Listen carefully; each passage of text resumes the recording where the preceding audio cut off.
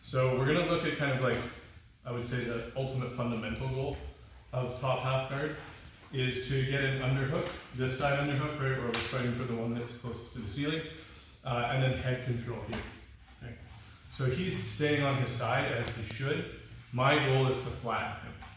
So whether I get a full underhook, really deep with head control, and I pin him, we're considering that like winning the pin or winning the chest to chest. It can be done without an underhook too. If he has an underhook and I'm really low and I'm coming in this way, then I can often do it here if I can render his underhook not useful. If his elbow is exposed at all, his underhook's not going to be as strong. And if he's flat, his underhook is not as strong.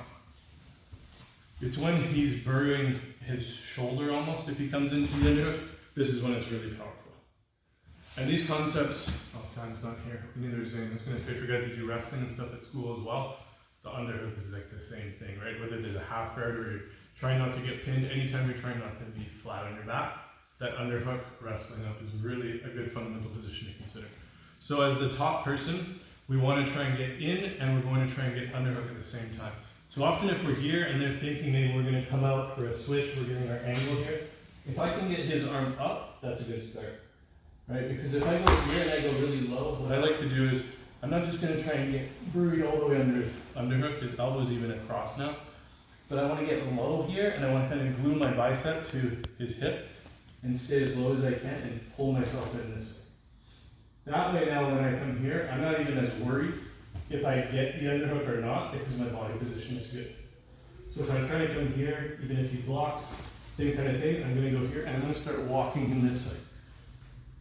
Even if he has a hand in there, you can push with two hands if you want. If he's pressuring, then I'm going to do my weave in this way.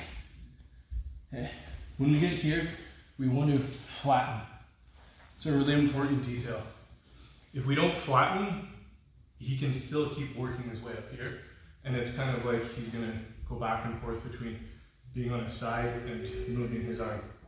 People that are good at this position, they'll kind of like keep burying their arm more and more, and before you know it, they're already coming up.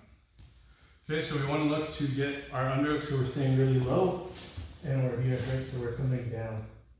Harder for him to play knee shield when I'm on this angle. Right, if I'm up like this is easy for him to play knee shield and very easy for him to turn defense into offense. But if I'm being more conservative and I'm angled this way, it's going to be harder for him to be effective. Even though he's shelling up and still blocking, it's harder for him to be effective. So I'm going to come low. He has to give up something typically. Whether he gives this space up, blocking here, or he's going to try and set me up for this, he has to consider getting flattened, the head control, and the underhook. So it's a lot to consider, right? He also knows that I might be trying to switch out. So I'm coming in low, I'm going to get here. I reach and I attach here. Okay? Now I'm going to try and come and swim in, and I'm going to drive forward. So this is the important part. See, it's hard for his knee shield, but if he has it here, all I'm going to do is come through, and I'm going to move beyond it, so I hipped out a little bit, and then I'm going to flatten here, this way. Okay? If you stay on your side here too much, because my goal is to try and come up high, what can happen is he can sometimes get his instep in like a butterfly hook with his left foot, get your left foot, here, and that can make it a bit annoying. So when my hip is slightly out, I don't want to stay there, I just want to clear the knee shield. And even if he's locking my leg pretty tight and my knee's hidden, I'm going to flatten him here. And I'm going to try and get high and get my knee up. So I want to start going this way. So I'm walking my knee up. The second my knee is exposed, I bring it down to the side, and I can switch to the arm. If I want to pull into Kazuri Kusakatame, I could stay on the head too and come into here, so it's also strong. So the goal is keep that pin when you get it and be aware of where your hips are facing. So for this particular one, I'm only using the hipping out as much as I need to get past the knee shield.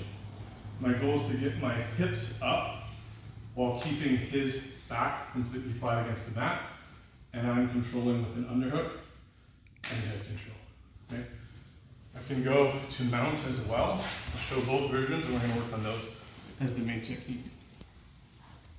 So I'm in here, again, I want to get my angle, so bring it over here. Get low, tight. And again, we're gonna come in here. If you block, I'm gonna come through. And I'm using this, I'm kind of hugging under like this. And I'm gonna walk here. Okay. Now he has really no choice but to try and keep my knee buried.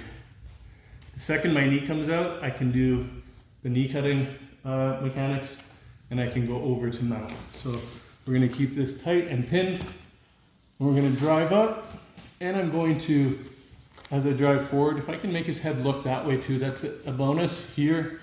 Now I'm going to get my knee exposed. Again, I can cut or I can come right here. He's going to try and hold my heel. So I'm gonna make sure this is going nice and high. This one comes in, opens, mount. So the key is hips are going up while upper body is welded and the position is welded that way. You have to come in low and you have to stay tight, really focusing on the back, pinning on the mat, and the chest to chest.